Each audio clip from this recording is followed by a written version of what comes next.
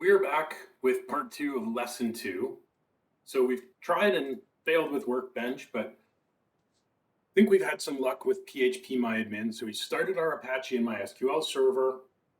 We clicked on the MySQL admin tab.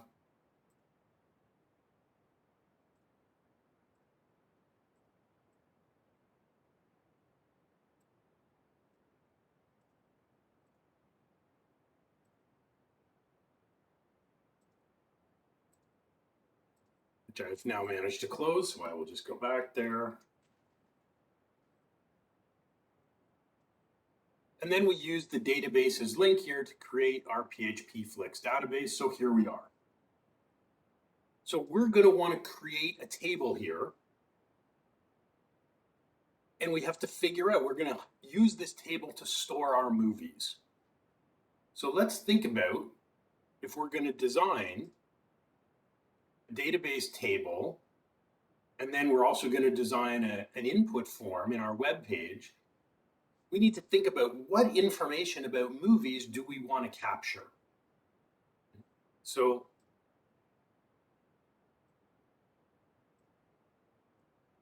if we're going to build a movie form, what fields? Okay, so we've got, Joshua said name. We'll want the movie name, yeah, or the movie title. We'll want the year. We might want the genre as a list, okay. Yeah, we'll need an ID because there might be two movies with the same name.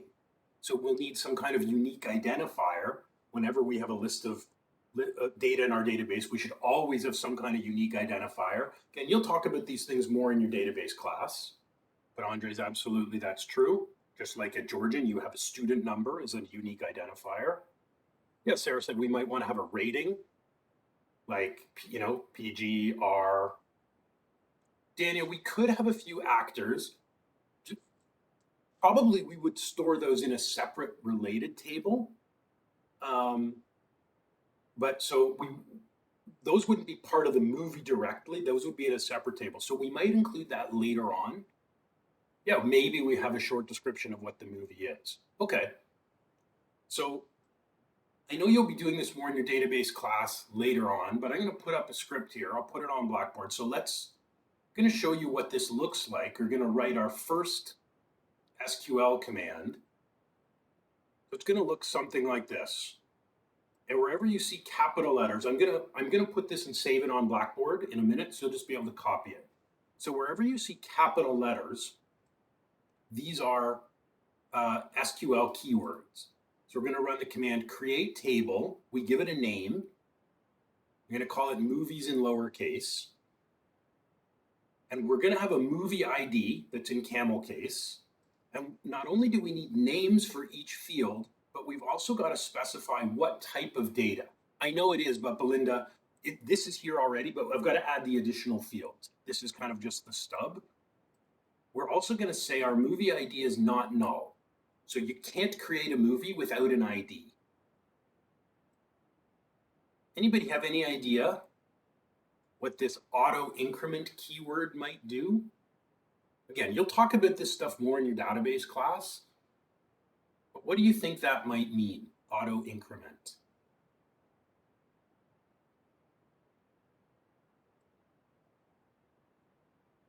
Exactly, Daniel. We want the database to assign the movie IDs automatically. So this way, we're ensuring that they are unique. Yeah, it gives an ID for each. That's right, Andres. So we're not going to create the ID numbers. The database will create them. And what about this keyword, primary key? This is an important concept. Again, you're going to talk about it a lot in your relational database class.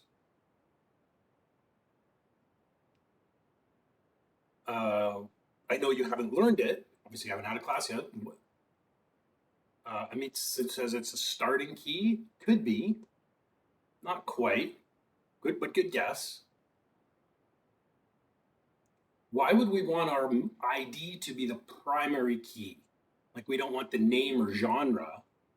Yep, Sarah, it is about the way a database is organized, yes. What primary key means is it says this is the unique identifier for each movie record. That's right, Remedy. It can't be the same. we cannot have two movies with ID 50. So we typically, in a database table, we only have one primary key column. So we might have repeat values in other columns, but never in the primary keys. The primary key values also can never be changed. So if I put in a movie and that movie is ID 50, we can never change the 50 to 51. So you can never change the ID values. So we're gonna have an ID, we're gonna have a title. Now our movie IDs are gonna be an integer. What type of data should our titles be? Probably not an integer. We're gonna want to use another data type. Yeah, it's gonna be a string. Now we use strings in our application code. MySQL database doesn't actually have a string data type. It uses something a little different. It uses a data type for strings called a varchar, which stands for variable length character data. So variable length, because some movie titles might be 10 characters, some might be 20. So when we use this, we also want to say, what is the maximum? So how big should our title column be? What would be the longest movie title that would be reasonable to allow? We're actually going to put in a number of characters. Could be 50. That would probably cover most movie titles. 30, maybe a bit short. I'm going to maybe go with like 100. And you don't have to copy this. I'll save this and you can copy and paste it in a minute.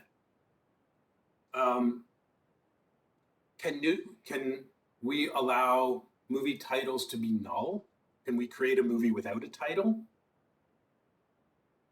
Or should we make it required? Yeah, I would agree. So this is also going to get that not null attribute.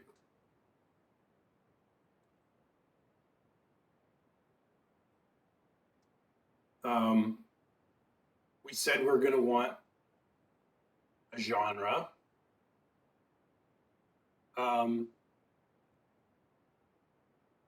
Actually, we're going to come back to the genre maybe next week. I'm going to leave that out for this week just to keep it simpler. But we did say we had a rating. Yep. So varchar, I think 10. Our rating might be null because when a new movie comes out, sometimes it hasn't been rated yet. So, and then maybe we'll have the year. We'll just say release year, which can be an integer. We're going to add one more column, which we're not going to work with today, but later on, maybe we want an image, right? We want to be able to upload a movie poster. And we'll just store the name of the file. So we'll store this as a string.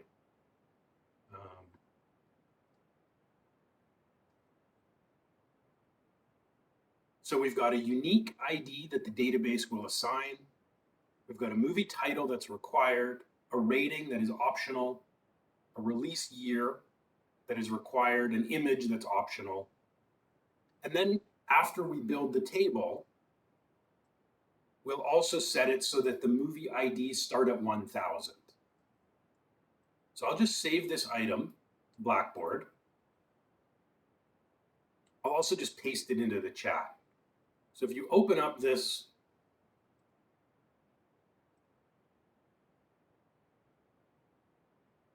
item, we're just going to run this command. I'll just put it in the chat. So we're going to run that create table command. So I'm going to copy that command. And I'm going to go over to the phpMyAdmin site. And I'm going to click on this SQL tab up here. So this allows us to run commands to manipulate our database. So I'm just going to paste it in. And the white space doesn't really matter. So I'm going to create a movie table, and it's going to have 1, 2, 3, 4, 5 columns in it. Okay, so we're setting up a container so that we will be able to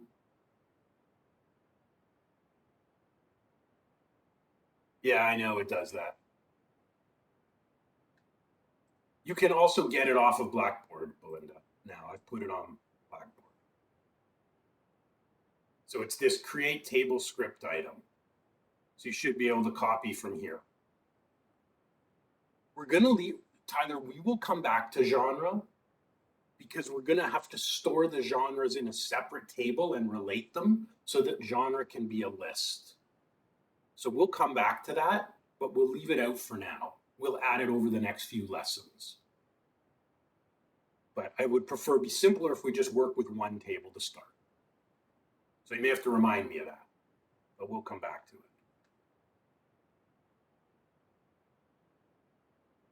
So you paste it in the phpMyAdmin tab, you click on SQL, and it brings you to this window. So you paste it in here, and then you can just click the Go button. This will run this command, which will build the movies table. So I'll click Go, and I get a little green check mark saying it returned an empty result set, but it ran our table. Now, if I click on structure, we can see we now have a movies table. Right? And if we click structure again, we can see we've now got a table with our 5 columns in the data types we set out. And our movie ID, it gets this little gold key. This is our unique identifier. So you're going to do this a lot in your database class. So it's okay that this is kind of weird. I know most of you never done it before. We're going to run one more SQL command. The way it is right now, if we create a movie, the first movie is going to be ID 1, ID 2, etc. We want to make it so that the movie IDs start at 1000 instead. So there's one other line we're going to copy from Blackboard and execute, and that's this line. Alter table movies. We're going to change the auto increment to 1000. So this will mean our ID numbers will start from 1000 rather than from 1. So I'm going to copy that line. I'll put it in the chat as well. I'm going to go back to the SQL tab here.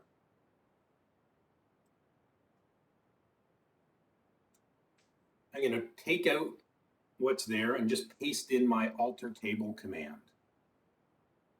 Excuse me.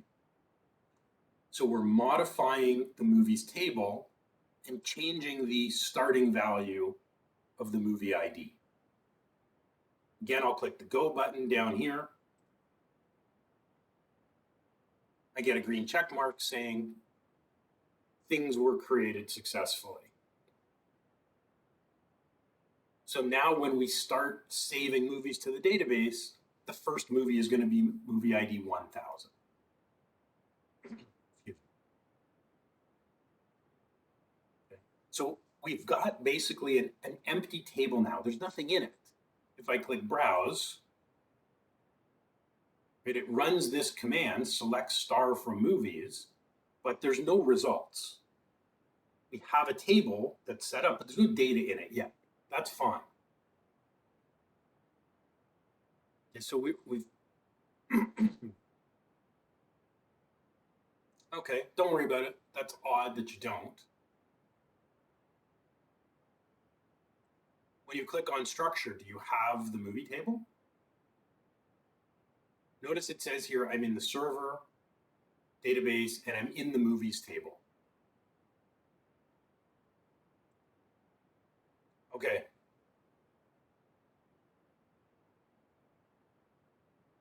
If you don't see the movies table here under structure, you haven't actually executed. Okay, so does it say movies here? Okay, if you click the table, then you'll see the Browse tab. Now that we're in the movies table, you should see this. Yeah, you don't see Browse when we're in the main database page. You only see Browse once you select the table. No problem. That's fine. We're just getting used to navigating this stuff. I know it's new. It's going to get familiar, so don't worry about it. No apologies. It's totally fine. I know we're looking at this for the first time. So perfectly normal. It's going to take a little while to get used to navigating. It's fine. Okay, so we've set up the table in the back end now.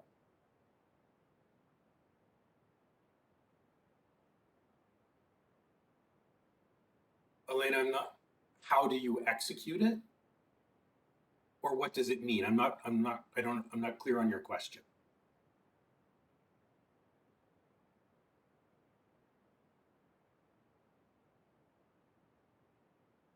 If you want to know how to run it, you just paste it in, you click on SQL.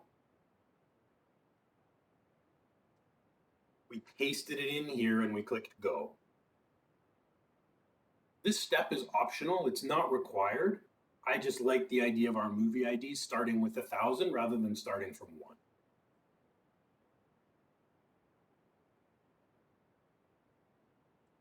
So we've set up our database. We now have a storage container. We have a place where we can save movies.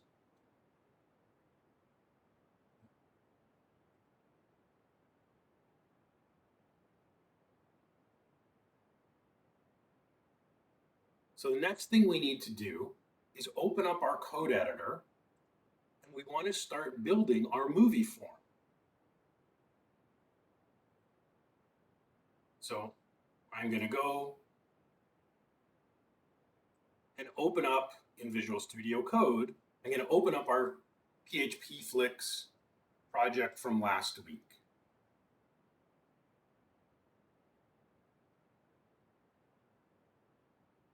And my Apache web server is running. So we should be able to load the page we created last week.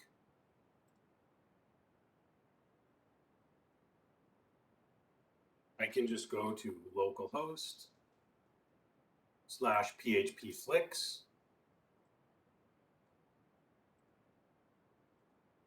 And it should bring up the index.php page we created last week. Excuse me. So we're going to create a form, a PHP page with a form where we can capture data from users to enter in a new movie.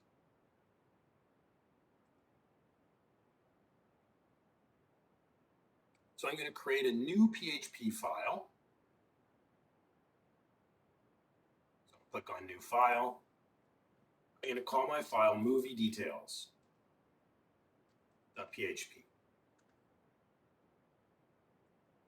And I'll start it out with just basic HTML. We could copy it if you wanted to. You could copy like the header lines from your index. I'll type them out.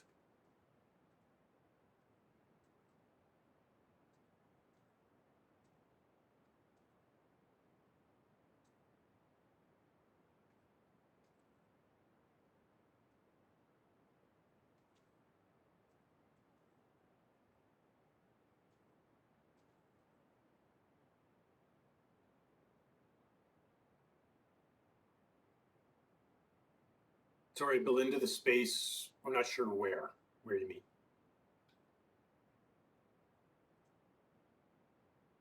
Oh, in the file names? No, your file names should never have spaces, ever, ever.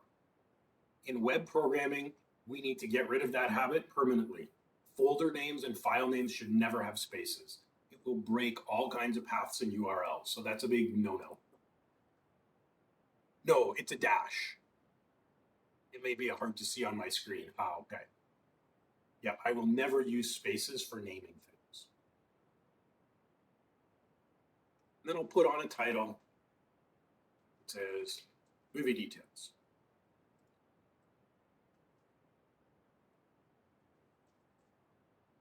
Got it. Makes sense.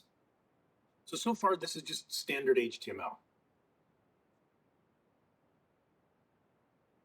In fact, for now, we're not even going to put any PHP code at all on here. This is just going to be an HTML form that's fairly similar to what you would have done with Scott in your HTML fundamentals class. We'll put on an H1. Details.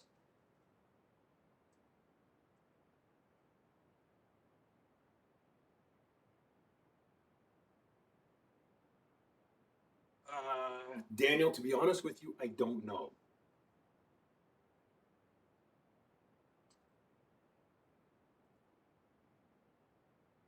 Yeah, formatting at least in Visual Studio Code, it has a neat feature. So if I do stuff like this, let's say my indenting is kind of like all over the place.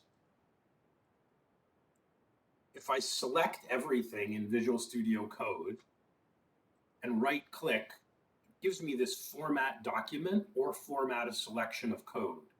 So if I click format document, it indents everything, it nests all the tags for me, which I like.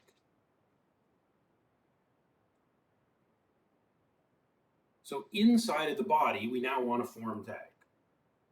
We'll start out and we'll make our form simple, and then we'll flesh it out as we go. We'll add a form. I'm going to add method equals post. We're going to set the action. So when the user clicks submit, what page is going to load to process the form? And we'll call that savemovie.php.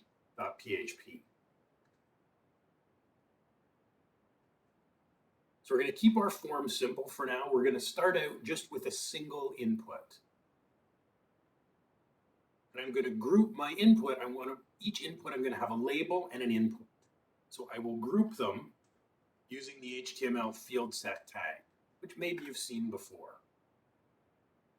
So field set is used so we can group labels and inputs together. We typically wrap them in a field set. And I'll have a label for title. I'll have a simple HTML input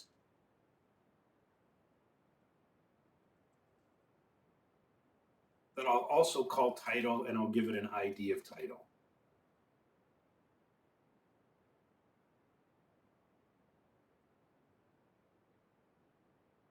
So my label, it describes this input. Now notice, so I called my input title, all in lowercase. It's around for a minute.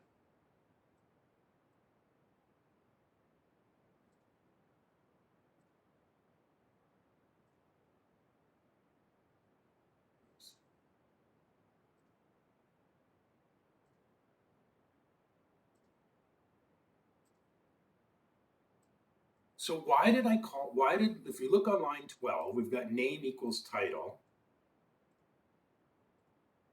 Why did I call this title all in lowercase? So look at the code on line 12, and then look at my database structure here.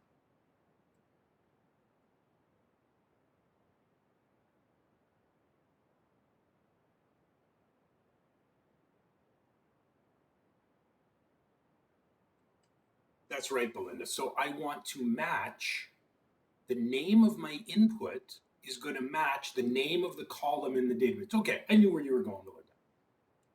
If my database column is called title, all lowercase, I'm going to want my input to be mapped with the exact same name. And then after our field set, let's just add on, you got it. We'll add on a button that just says save. Okay, so we'll start slow here. We will add the rest of the inputs later. First, we're going to just do one at a time.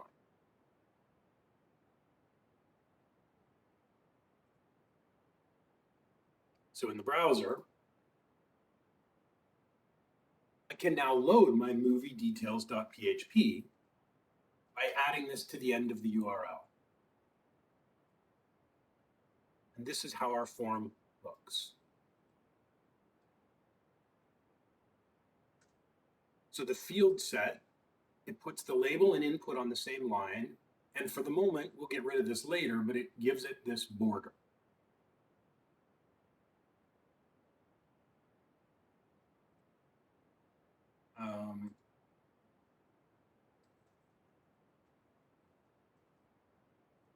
What will happen when I click the save button? What do you expect? What result are we going to get right now?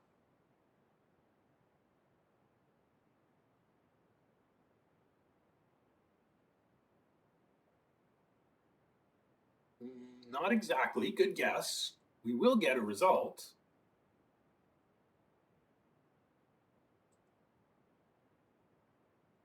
We get 404 not found. How come? Right. Exactly, Hamid. Our form is posting to savemovie.php in the same directory that doesn't exist. So this 404 result, this is expected behavior, right? This is what should happen. So we're going to go and build this file very slowly, one piece at a time.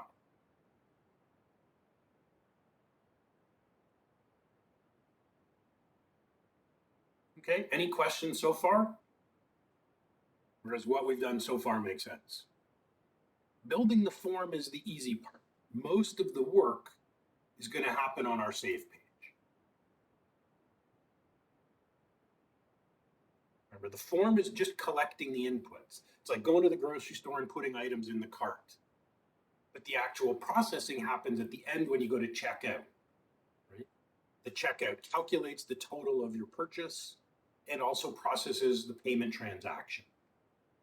So that's kind of what like the save page will do. Check all the inputs and then have to work with our database so that the movie data ultimately is going to wind up in here.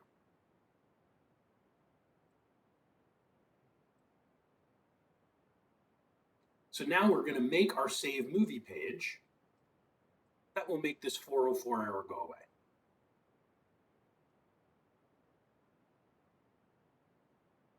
Belinda, isn't this what I talked about last week, right? People think this is magic. It's actually just programming. So if we understand how to program, the world's your oyster. And people will pay you good money to build this stuff. That's our goal. Yep, you got it. So I'm going to make a new file. It must have this exact name, right? Otherwise, we'll continue to get the 404 error.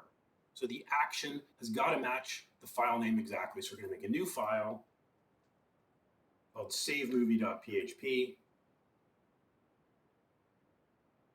Again, we'll put the basic HTML into it.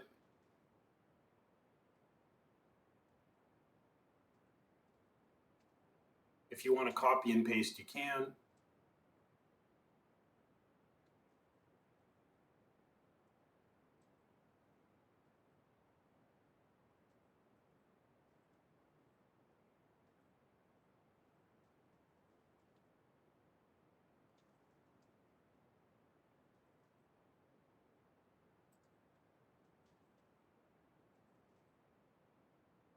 So for the moment, this is just a basic HTML page again. What will happen if I resubmit my form now? So I go back here. If I click refresh, my browser is going to ask me if I want to resubmit the form data. Or I could just go back to my form. What will happen this time? What are we going to see? Yeah, that's right. It's going to just now give us blank page, right? Because the page now exists. It says saving movie details in the header.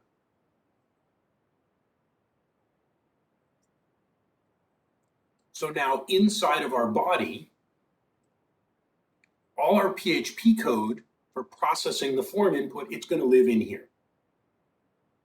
This is where the magic happens. So inside of the body, I'm going to open and close a set of PHP tags. So the first thing we're going to do, the first step, is capture form inputs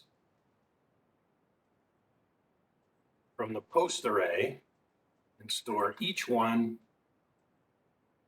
in a variable. This step is optional, but it's recommended. And we'll look at why in a minute. So I'm going to create a variable that I will call .title. So again, my variable name matches my input name. It also matches the column in the database where I want to save this value. So all three of them are going to be called title in lowercase. So I'm creating a variable starting with a $sign. And then when I type $_ you'll notice it brings up my code editor. It doesn't matter whether you're using Visual Studio Code or PHP Storm, your code editor, it suddenly brings up all of these objects that start with $_. And a lot of them are self-explanatory. If we want to get a cookie or a session or the request or the server, these are all built-in collections into the PHP library. So we want to use the post array. And then in here, we want to specify which field from the post array, which field in our form do we want? Well, it's also called title. So this allows us to access the value that was typed into the title input in our form. We can check it here. Say echo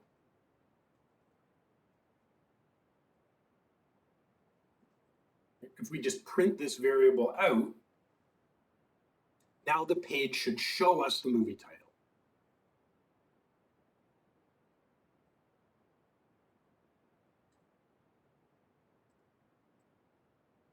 So I'll go back, I'll just hit refresh, and it'll say it's got to repeat the form submission, so I'll click resend.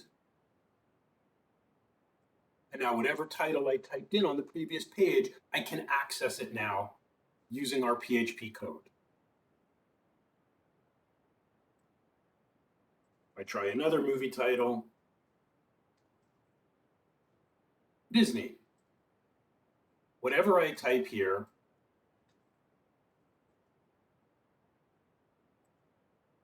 by using the post array, we can access the values from the user.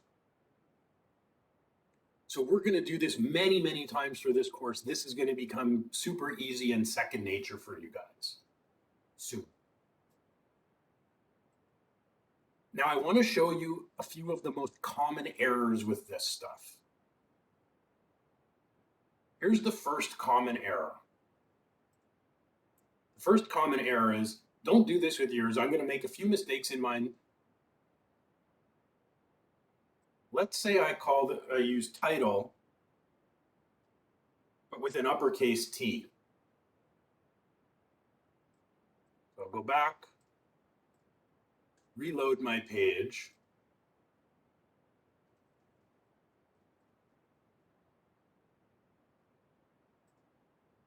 So now I get this error, undefined array key title. So our input names are case sensitive. That's exactly right. Right, our save page is looking for a value called title all in lowercase in the post array. It's an array of variables passed via HTTP post.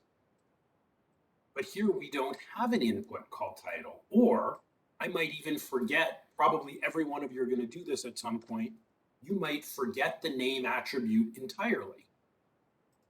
We're going to get the same result in this case.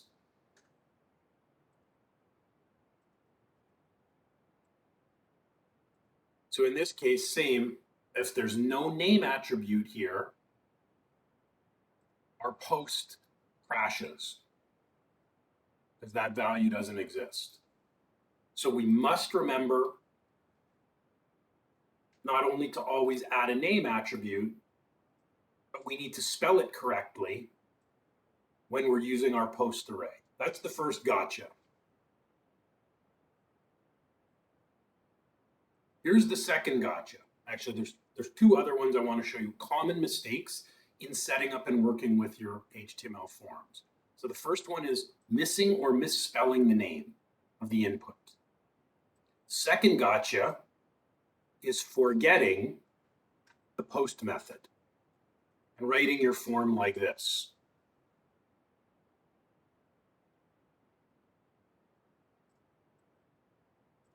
So what's going to happen now?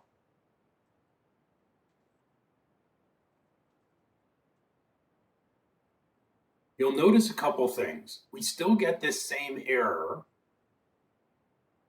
but when I took out the method equals post, it actually uses the get method instead. So get is the default method. What's different? How can you tell? We can actually, there's a visual cue in my browser that this form used the get method, not the post method, up near the top of the browser. Can anybody see what it is?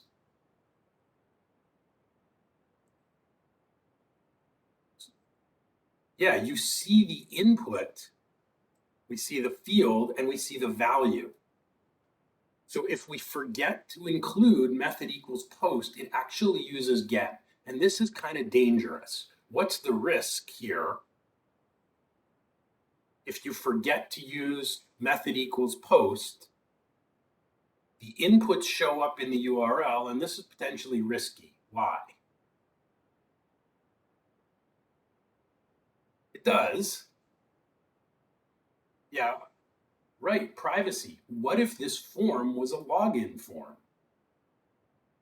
If I forget to use method equals post when the user submits it, their password input's going to show up here, which means it's also tracked in the browser history as well. So 99 times out of 100, we're going to use method equals post so that doesn't happen. There's really only one scenario where we use get in forms. I'll show you what it is. Does anybody have any idea when do we use get for forms? We're almost always going to use post. There's actually a form right here that uses that I can bet you uses get. Where do you see a form on this page? Yeah, typically for searching. We want to search books on PHP, right? We can see question mark keywords equals. So we will use get typically for searches. That's common on almost any website. Here, search. Right, we'll see get when we're searching. Here's what I searched. It's not really for receiving data, it's for searching only, for a keyword search where the keyword is not private. That's the only time we will use get for our forms. But if you forget this method equals post, your form will use get by default.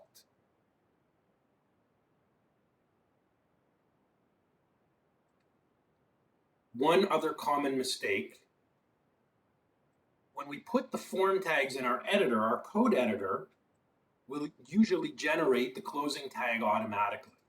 So, and it often puts it on the same line. Like if I put another form in here, notice it closes my tag right away. If I put my inputs after the closing form, watch what happens. So this page looks fine. This won't. When I click save, the button doesn't do anything if it's outside of the form tag.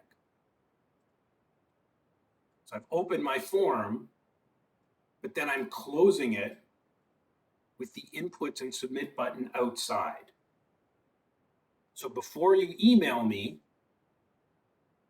to say, hey, I built my form, and when I click submit, nothing happens. If you click submit and nothing happens, it's because your closing form tag is before the inputs and save button. So those are the three common gotchas in designing forms.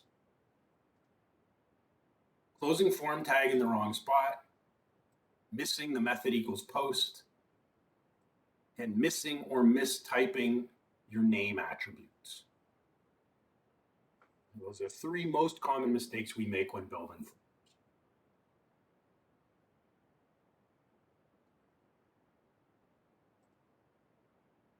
Okay, any questions so far?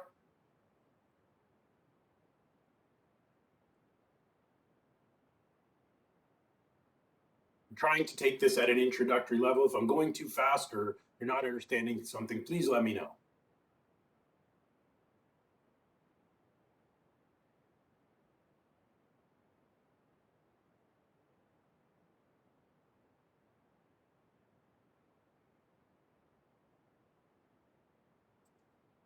If nothing is showing up, check your form carefully.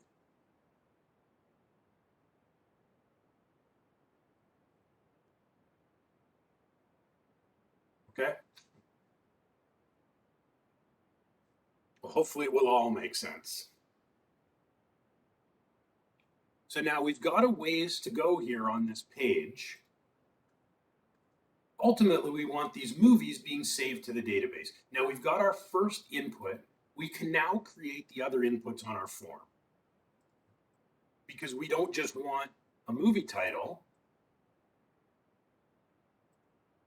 We need inputs for these other things as well. We need a rating, a release year. So we're going to add two more inputs here. So I'm going to go back to my details, and after the first field set, but before the save button, we're going to add two more field sets. 1 and 2. We're going to add on another set of label and input pairs.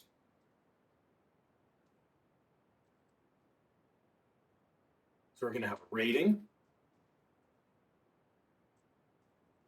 an input, our name and ID, our rating. And again, this is all in lowercase.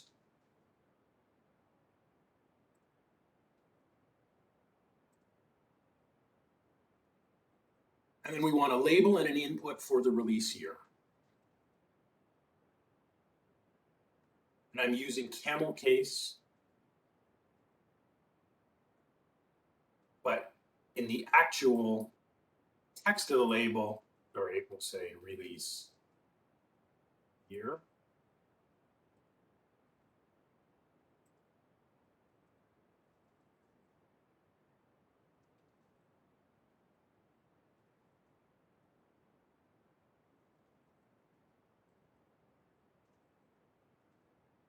Okay, I'll pause and leave this up for a minute.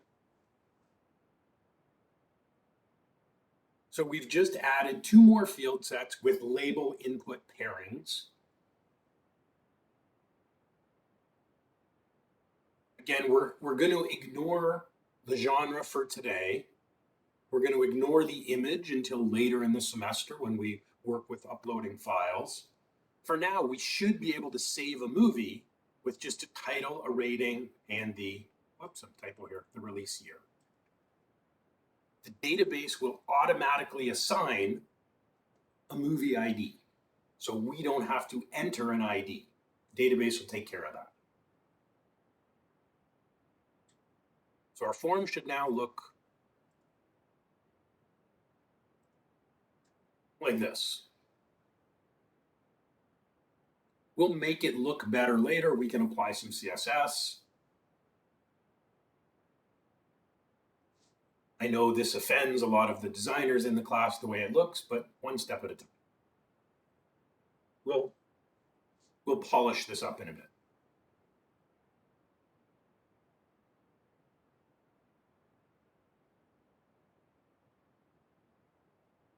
What do you suppose our next step is going to be with this? Now that we've added the two new inputs for rating and release year to our form. What do you think our next step with this will be? Yeah, exactly, Daniel. We're going to need to add, we're going to need to create the variables. Thanks, Andres and Daniel. We're going to create two new variables on our save movie page so that we can get from the post array the rating and the release year value. So we'll jump over to our save movie page in a second. We'll create a rating variable, lowercase, a release year variable in camel case, and we'll read those two, we'll populate those two variables from the matching fields in our post array.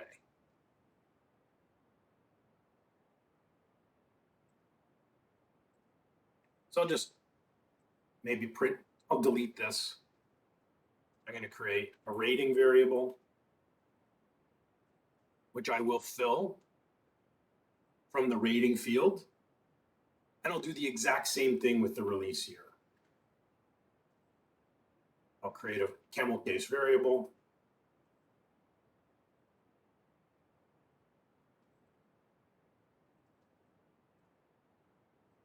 And we will put our semicolons in at the end.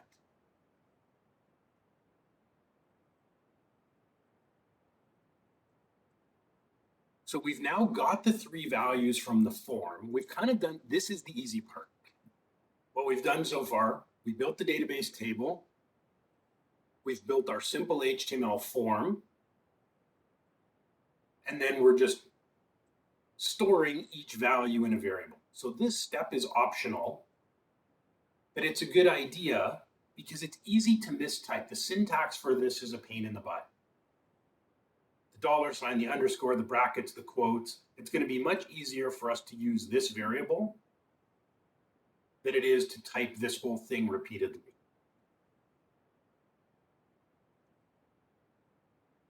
So now we're pretty much ready to save to the database. So what we're going to do on this page, almost time for us to take a break.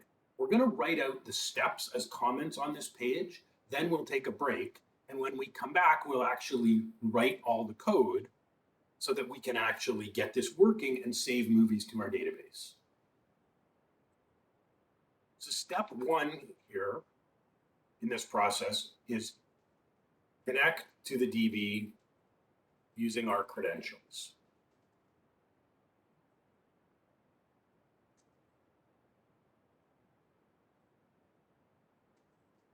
The next thing we're going to do is set up an SQL Insert Command. So whenever we're creating new records in the database, structured query language SQL has a command you're going to learn and work with more in your database class called insert. So insert is designed for creating new records. And that's what we want to do here. When someone fills out the movie page and hits save, we want to save a new movie in here. We want to dump it for permanent storage in our database. So we're going to set up the command, and then we are going to populate each field with the matching value from the variables.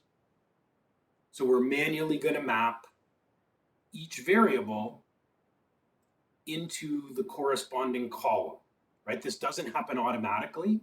We have to specify, where does the title go? Well, it goes here. Where does the rating go? It goes here. Where does the release year? It goes here. So then we will execute the command, save the movie permanently.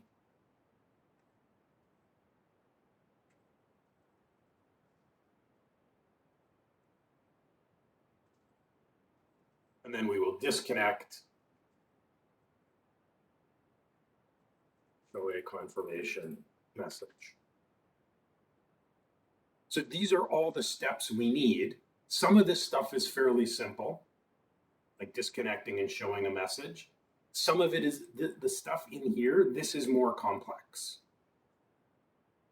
And normally when I do this, normally you've already done this in your database class, so I realize we'll all be doing this probably for the first time. So the process, I'll tell you, it's going to look complicated at first, but we're going to do it over and over again. Like you're going to build many, many forms in this course that save data to the database. And the process is the same each time.